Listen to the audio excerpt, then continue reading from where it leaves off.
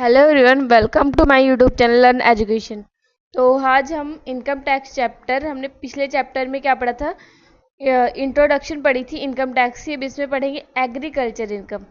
तो agriculture income कौन सी होती है? जो एग्रीकल्चर करने से, खेती करने से जो इनकम हमें होती है वो क्या होती है? Agriculture income.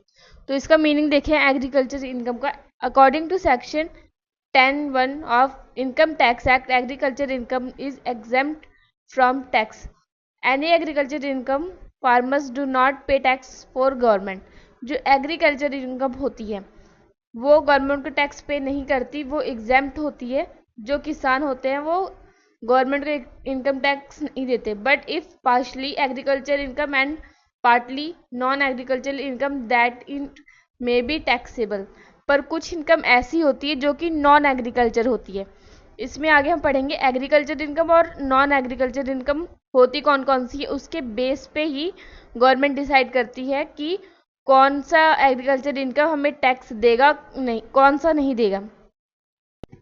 आगे the meaning of the term agriculture income can be explain with the help of the following chart.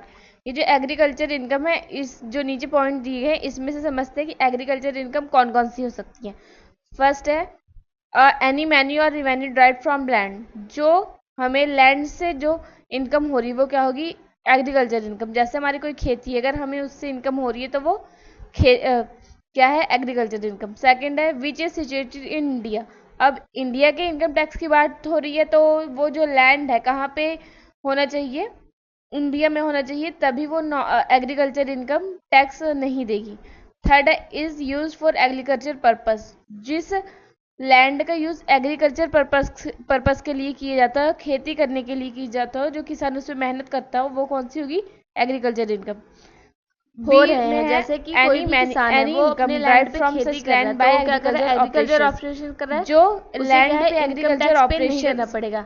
Second है एनी प्रोसेस बाय कल्टीवेटर और receiver of rent in kind which renders the produce fit और the market. अब जो किसान खेती कर रहा है अपने लैंड पे, वहाँ से जो उपज होती है, जो गेहूं या चावल कोई भी खेती कर रहा है, वो मार्केट में जाकर बेचेगा, तो उससे जो उसकी इनकम होगी वो कौन सी इनकम होगी? Agriculture income. उस इनकम पे कोई भी टैक्स नहीं लगेगा, ना वो गवर्नमेंट के कोई टैक्स पे करेगा। अगर following conditions must be satisfied for income from land to be treated as agriculture income. अब इसमें से एग्रीकल्चर इनकम कौन सी हो सकती है? The land must be situated in India. जो लैंड इंडिया में है, हम इंडिया के एग्रीकल्चर के बाद मतलब कि इनकम टैक्स की बात कर रहे हैं, तो जो इंडिया में लैंड है उस पे जो खेती कर रहे हैं उस पे नहीं लगेगा इनकम टैक्स। सेकंड है land must be use for agriculture purpose. वो लैंड एग्रीकल्चर पर्पस के लिए यूज होना चाहिए। जैसे किसी किसान की लैंड है, उस पे जो है स्टोव मतलब खुदाई का काम हो रहा है, या वो मुर्गी पालन कर रहा है उस जगह पे, तो उस पे कोई वो जो है नॉन एग्रीकल्चर इनकम है, ना कि एग्रीकल्चर इनकम है। एग्रीकल्चर इनकम वो होगी जिस लैंड पे खेती की जा रही हो, वो किसान की मेहनत उस पे लगी हो, तो वो एग्रीकल्चर इनकम है। The direct income from agriculture is treated as agriculture income. अब जो किसान की खेती है, मतलब उसका लैंड जो है वो डायरेक्ट इनकम होनी चाहिए। मतलब कि कोई भी वो किसान है, उसने अपनी खेती जो है किसी ठेकेदार को दिया हुआ है, और वो ठेकेदार से क्या इंटरेस्ट ले रहा है या उसको सैलरी दे रहा है, तो वो एग्रीकल्चर इनकम नहीं है, क्योंकि वो लैंड से नहीं हो रहा है। उसने लैंड किराए पे दिया है किसी और को, मतलब उसका यूज करने के लिए, पर जो वो उससे उसको सैलरी दे रहा है, वो उसकी सैलरी जो है एग्रीकल्चर इनकम नहीं होगी। गवर्नमेंट जो है उससे, उस ठेकेदार से उसका जो है इनकम टैक्स उसकी सैलरी पे लगाएगी और उसको भरना पड़ेगा। वो एग्रीकल्चर इनकम नहीं होगी, क्योंकि वो डायरेक्ट इनडायरेक्ट इनकम है, डायरेक्ट इनकम नहीं है। फोर्थ पॉइंट है the receiver of income from land must have an interest in the land. अब जो लैंड किसान का जिसने लिया है वो इंटरेस्टेड होना चाहिए उस लैंड पे खेती करने के लिए, कोई भी उपज उगाने के लिए वो इंटरेस्टेड होना चाहिए, तभी वो एग्रीकल्चर इनकम मानी जाएगी। तो आगे पढ़ने से पहले ये कॉमर्स के कुछ सब्जेक्ट हैं जो कि मेरे चैनल लर्न एजुकेशन पे आपको मिल जाएंगे सब्जेक्ट्स। प्लेलिस्ट पे चैप्टर वाइज आपको ये जो सब्जेक्ट चैप्टर्स हैं वो दिए गए हैं, आप वहाँ से इसको देख सकते हैं। आगे है types of agriculture income. Rent और revenue derived from land. When one person grants to another a right to use his land for agriculture purpose, the farmers receives from the latter rent और revenue in consideration of such use. अब जो farmer है उसने अपनी rent किसी को किराए पे दी है और उससे जो उसको इनकम हो रही है, तो वो कौन सी इनकम होगी? एग्रीकल्चर इनकम होगी। जो उस लैंड से उसे रेंट ड्राइव हो रहा है उसको क्या बोलेंगे? Agriculture income. सेकंड है income from agriculture operations. Agriculture operations means cultivation of a field, tilling of the land, watering it, sowing the seeds, planting and similar operation on the land. जो agriculture operations उस खेत land पे किया जा रहा हो, planting की जा रही हो, खेती की जा रही हो, कोई भी चीज़ जो है की खेती की जा रही है, तो वो कौन सी होगी? जिसपे एग्रीकल्चर ऑपरेशंस एक्टिविटी होती है, वो कौन सी इनकम होगी? Agriculture income. थर्ड पॉइंट है income from making the produce fit off for market. If there is no market of the produce of the field and the cultivator और receiver of rent in kind performs any activity to make the produce fit for market, any income from such activity is also agriculture income। अब जो farmers है वो अपनी ज़मीन पे क्या है? खेती करता है। खेती करने के बाद जो उसमें से गेहूँ चावल उगता है वो क्या करता है? मार्केट में जाके बेचता है। उससे उसको जो मनी हो रही है, जो फीट वो बेचता है मार्केट में, उससे उसको जो मनी हो रही है वो कौन सी इनकम होगी? Agriculture income. फोर्थ पॉइंट है income from the sale of produce. Income derived by cultivator और receiver of rent in kind from the sale of produce raised और received by him is treated as agriculture income even if he keeps a shop for the sale of such produce. अब जो farmers है उसने अपनी जो है, जो उसने खेती की है जिस चीज़ की, वो मार्केट में जाके बेचता है, उसको जो इनकम हुई वो एग्रीकल्चर इनकम होगी। पर जो सेल जिसको उसने वो मार्केट में सेलर को, जिस सेलर को उसने बेचा है, वो तो जो फार्मर है उसने जो अपने खेत में प्रोड्यूस किया है वो सेलर को जाके देगा और सेलर क्या है? आगे कस्टमर को देगा। अगर कस्टमर से जो इनकम सेलर को हुई है वो इनकम जो होगी सेलर की, वो नॉन एग्रीकल्चर इनकम होगी, एग्रीकल्चर इनकम नहीं होगी। फिफ्थ पॉइंट है इनकम फ्रॉम सैपलिंग्स और seedlings. The income derived from saplings और seedlings grown in a nursery shall be deemed to be agriculture income. अब सैपलिंग्स क्या होता है? जैसे फार्मर ने कोई भी पौधा अपने खेत में उगाया और उसको जाके मार्केट में बेच दिया। और सीडलिंग्स क्या होता है कि जो फार्मर्स है उसने बीज की मदद से बाजार से वो बीज लेकर आया, बीज को लगाया, फिर वो पौधा अंकुरित हुआ और उसको जाके मार्केट में बेच दिया। तो इस चीज़ से भी जो इनकम होगी फार्मर को वो क्या होगी? नॉन एग्रीकल्चर इनकम नहीं होगी, एग्रीकल्चर इनकम मानी जाएगी ये।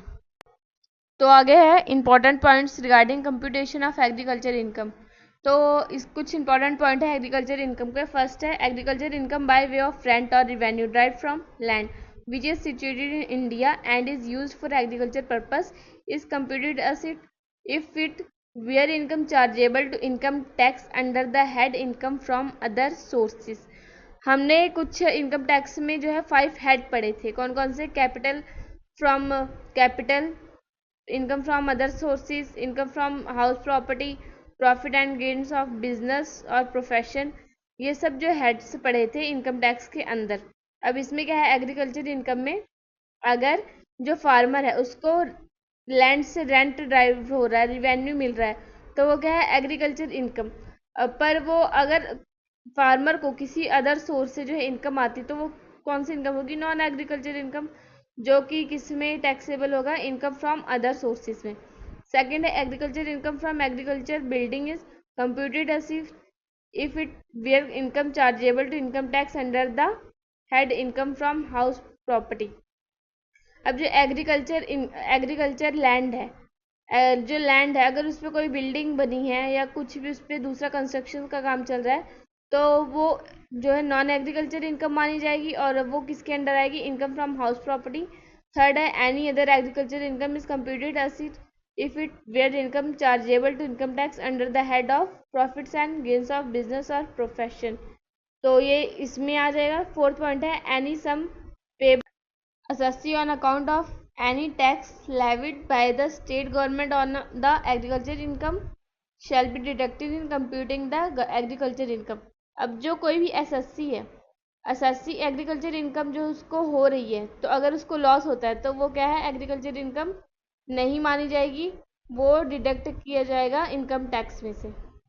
फिफ्थ पॉइंट है, where in respect of any source of agriculture income there is a loss, such loss shall be set off against any other source of agriculture income. अगर कोई farmer है, उसको अगर एक फर्स्ट ईयर में loss हुआ है, तो अगले 6-7 सालों में वो अपने लॉस को कवर कर सकता है, सेट ऑफ कर सकता है, क्योंकि जो एग्रीकल्चर इनकम है उसको टैक्स फार्मर को देने की ज़रूरत ही नहीं, इसलिए वो सेट ऑफ कर सकता है अपनी इनकम को। अगर non agriculture income from land, अब नॉन एग्रीकल्चर इनकम कौन सी होती है, ये जो फॉलोइंग नीचे जो स्टेप्स दिए हैं इनसे हमें पता लगेगा कि नॉन एग्रीकल्चर इनकम क्या होती है। अब तक हमें क्या पढ़ा था, एग्रीकल्चर इनकम कौन सी होती है, कौन कौन सी हो सकती है, और फार्मर को टैक्स पे करना पड़ता है कि नहीं। अब हम पढ़ेंगे नॉन एग्रीकल्चर इनकम।